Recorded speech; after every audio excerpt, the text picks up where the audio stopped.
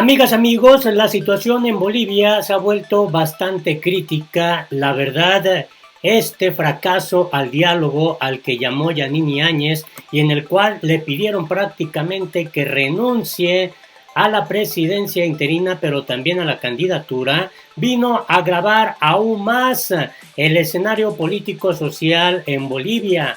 Se dice que el gobierno interino de Yanini Áñez usa el poder, el aparato de Estado para iniciar una persecución contra el expresidente Evo Morales y también en contra de los líderes del movimiento al socialismo. Quédate a conocer todos los detalles.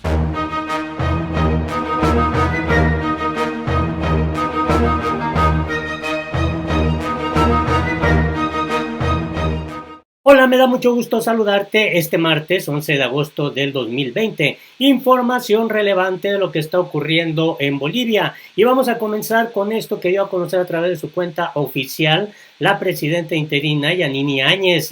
Dice lo siguiente: Bolivia tiene dos caminos, el camino del bloqueo, del luto y del dolor que le propone el movimiento al socialismo, el partido político de Evo Morales y su candidato Luis Arce, o el camino del diálogo, el camino de la salud, de la reactivación económica y la generación de empleos que les proponemos nosotros.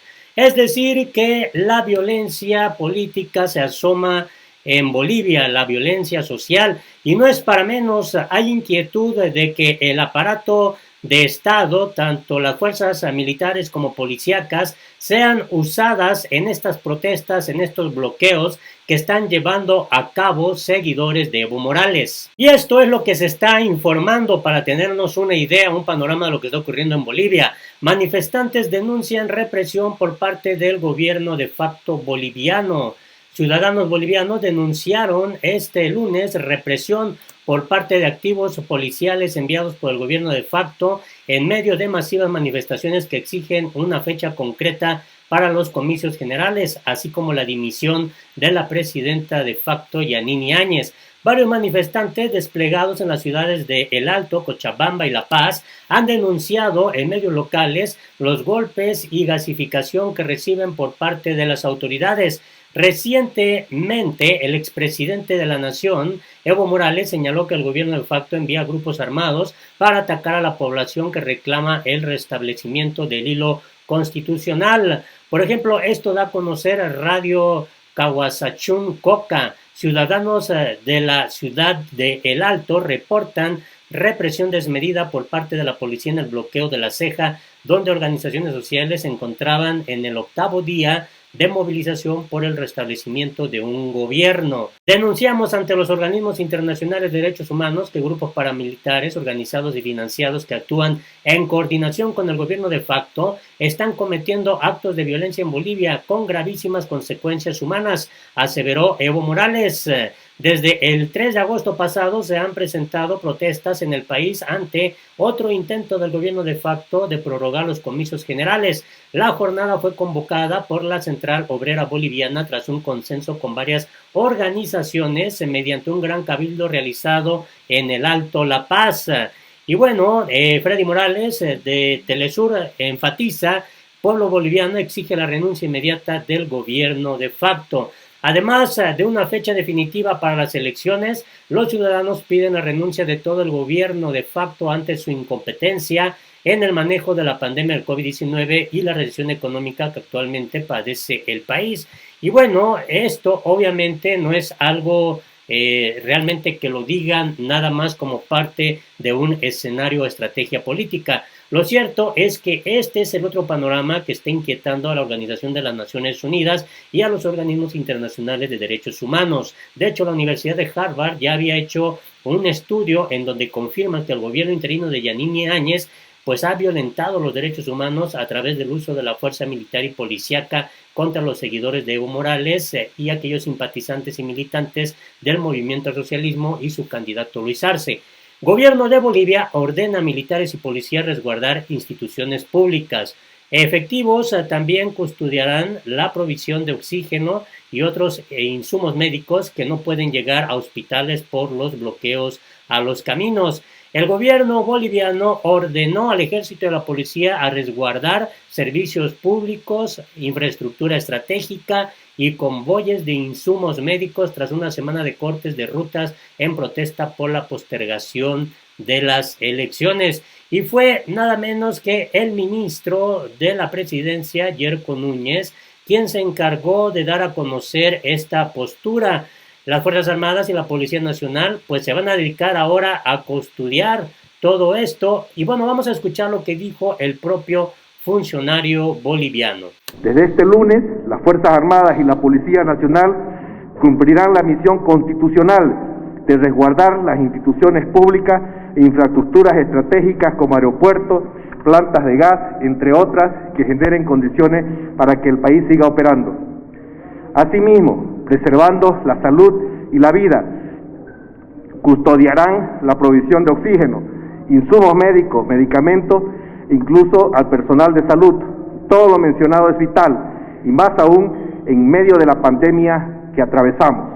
El ministro de Defensa, Fernando López, está extremando esfuerzos para llegar con oxígeno a los hospitales de Occidente. Una caravana con 60 toneladas partirá de Santa Cruz. Se trata de una caravana por la vida, resguardada por militares y policía. Según el gobierno de Yanine Áñez, la falta de oxígeno por el bloqueo de rutas causó el fallecimiento la semana pasada de 31 personas enfermas de COVID-19. Por ello, el ministro de Defensa, Luis Fernando López, dijo por separado que los militares custodiarán un convoy de camiones con más de 60 toneladas de oxígeno desde la ciudad de Santa Cruz del Este hacia Cochabamba, al centro, La Paz y Oruro hacia el oeste de Bolivia. Sin embargo, hay que destacar que fue el candidato del MAS, Luis Arce, quien dio a conocer que esta situación ya se enfrentaba desde mucho antes de estos bloqueos que están llevando a cabo. Choques entre grupos de opositores y simpatizantes del gobierno agravan el conflicto boliviano. Los comités cívicos de Santa Cruz, el ala más enfrentada al expresidente Evo Morales, amenazan con convocar al pueblo para rechazar la violencia masista. Esta es una imagen de lo que se está viviendo allá en Bolivia. El fracaso del diálogo entre el Tribunal Supremo Electoral y los sindicatos mineros y campesinos que se oponen a la postergación de las elecciones del 6 de septiembre al 18 de octubre ha puesto a Bolivia al borde de un nuevo conflicto social. Grupos formados por jóvenes de clases medias que se identifican como no indígenas chocaron el fin de semana con grupos de campesinos y vecinos de sectores populares que, tras haber comenzado su movilización con la bandera de elecciones ya, han terminado pidiendo la renuncia de la presidenta del gobierno interino, Yanine Áñez. Estos enfrentamientos son similares a los que al final del año pasado antecedieron la salida del expresidente Evo Morales, solo que ahora sus protagonistas actúan al revés. Mientras los campesinos y vecinos populares protestan, los grupos de clase media salen junto a la policía o por su cuenta a enfrentarlos. Peleas con palos y explosivos no letales entre estos dos bandos se han dado este fin de semana en La Paz, Cochabamba y en el pueblo de Samaipata, en el departamento de Santa Cruz. Hubo varios heridos leves en San Ignacio de Velasco, en la misma zona. Un grupo de campesinos retuvo por unas horas a 3 jóvenes que llegaron a este pueblo junto a un grupo de activistas de los comités cívicos provenientes de Santa Cruz de la Sierra. Luis Fernando Camacho, candidato a la presidencia y líder de las manifestaciones de 2019 en contra de Morales, ha enviado una carta abierta a la presidenta Áñez en la que conmina a disciplinar a los sindicatos que están vinculados al movimiento al socialismo de Morales. Si usted se muestra genuflexa y sometida al MAS y no cumple su misión constitucional de dar seguridad a los bolivianos y no ordena el levantamiento de los bloqueos, le anuncio que me veré obligado a convocar al pueblo para rechazar la violencia masista y cuidar la democracia y la vida de los bolivianos, le advirtió.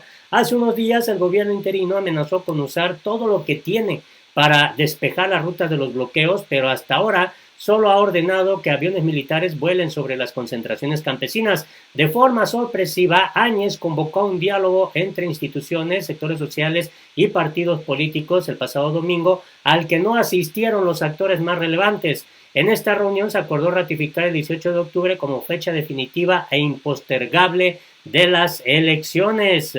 Aunque los otros partidos culpan a Evo Morales y al MAS de los bloqueos en las carreteras, en realidad el expresidente y su partido están lidiando con dirigentes sociales más radicales que no se preocupan por los efectos electorales de las protestas y no quieren retroceder hasta lograr la renuncia de Áñez de la presidencia.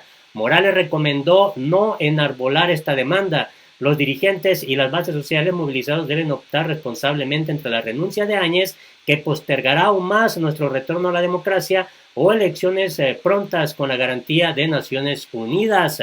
Morales está pidiendo que los bloqueos sean suspendidos con el compromiso de las autoridades electorales ante organismos internacionales de que la fecha no volverá a postergarse con el argumento de la crisis sanitaria. Pero su palabra hasta ahora no ha bastado para calmar a las bases de su movimiento, que están furiosas por lo que ha ocurrido en estos meses, entre otras cosas por la actuación de los grupos de choque antimasistas que son tolerados por la policía. El MAS cree que tanto Áñez como Camacho quieren postergar las elecciones sine die porque el favorito para ganarlas es el candidato del partido izquierdista Luis Arce, quien podría verse en segunda vuelta con el expresidente Carlos Mesa.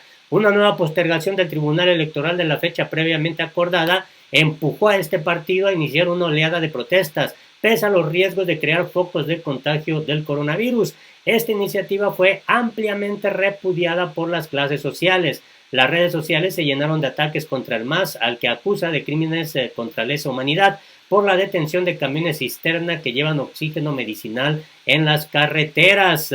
El MAS afirma que la carestía de oxígeno medicinal existe desde hace mucho y se debe a la inoperancia del gobierno y no a los bloqueos. Desde las redes sociales y los medios de comunicación se exige una sanción drástica contra este partido por causar muchas muertes con sus medidas.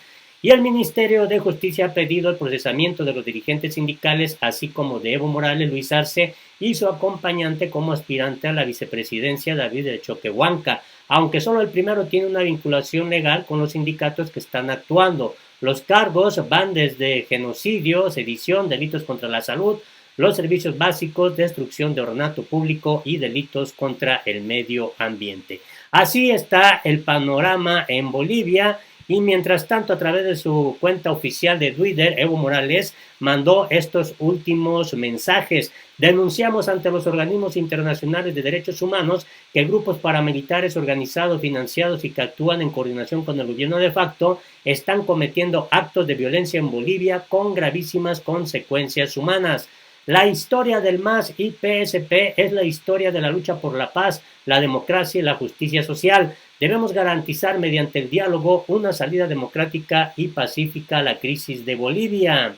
Decisión del gobierno de facto de llevar convoy con oxígenos de Santa Cruz a La Paz por una carretera donde hay bloqueos, cuando se puede por otras vías, es provocación que busca violencia. Recuerda acción de Sánchez de Lozada que derivó en guerra del gas. Diálogo es la solución.